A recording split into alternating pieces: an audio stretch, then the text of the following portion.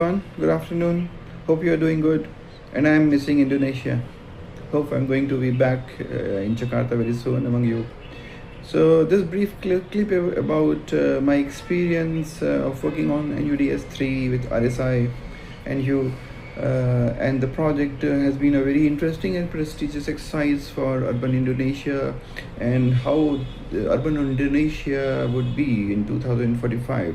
This exercise of doing NUDS 3, in fact, the third in the series, as we know it, 2025 to 2045. And we are talking about the entire Indonesia, the urban system, the system of city exists, how the system of cities would be like. And with the new Ikn coming and the capital moving away from Jakarta to Nusantara, Kalimantan, and how the roles would be, how the interaction would be, how the people will be moving, how activities would be, how the regional linkages would be. So we were actually tasked with doing the review of this existing policies and the plans, the regional plan and the vision, the MS 2045, and we were actually also studying the best practices, global best practices, and how sustainable SDGs would be, like SDG 11 particularly, and what lessons we bring for sustainable and resilient urban development in Indonesia. And the target is actually towards green, smart, inclusive, livable, competitive Indonesia urban cities. And so, as I indicated, the exercise required review of policies and a significant amount of stakeholder consultations. We visited all the 32 provinces, and more than 40 workshops actually were conducted across 32 provinces, and the national team particularly took in much of the load in traveling and conducting their studies, and we happened to be working overnight, mostly the national colleagues that we had over there. So we devised also we took into account the carrying capacities, environmental, social, and infrastructural, and their deficiencies and how we need to cope.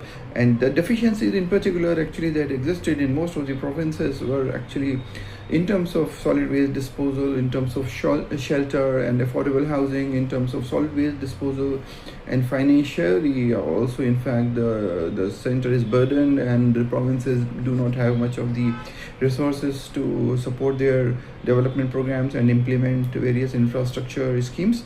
So we also looked into financial restructuring or reforms through private engagement, public-private participation, innovative ways of financing the infrastructure development.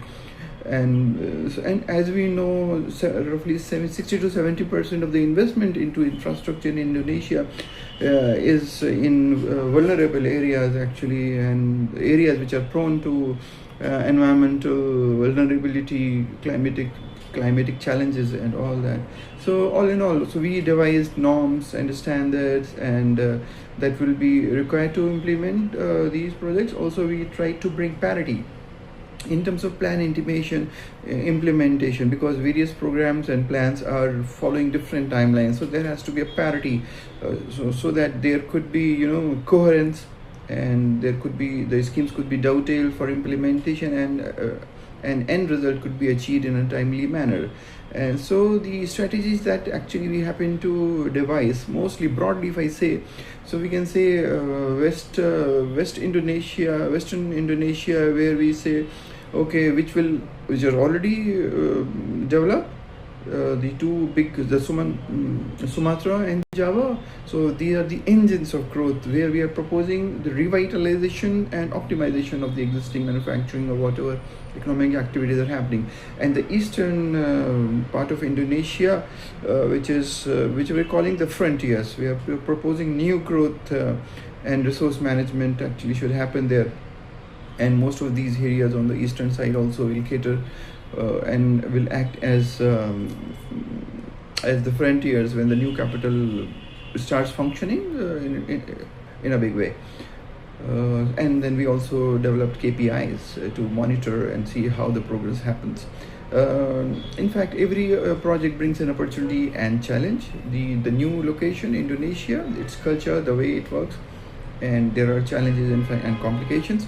So we tried to learn and adapt, and also it brings opportunities for learning the way, the style of working, the functioning. In fact, we happen to learn quite a lot. And so every exercise is a new project. It offers you both challenges and opportunities. And our interaction, extensive interaction, in fact it could have been more with the client. The PUPR, the PPUA was immense, and in fact it was very different the way they interacted and took lead.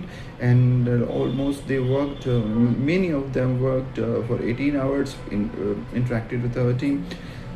And I'm really thankful to all of them, Pazevi, Pavangapal, and Vichitra from BPWA, and my own team, and Paharidwan. Thank you so much for the past opportunity, and I'm looking forward to working with you again. Thank you so much.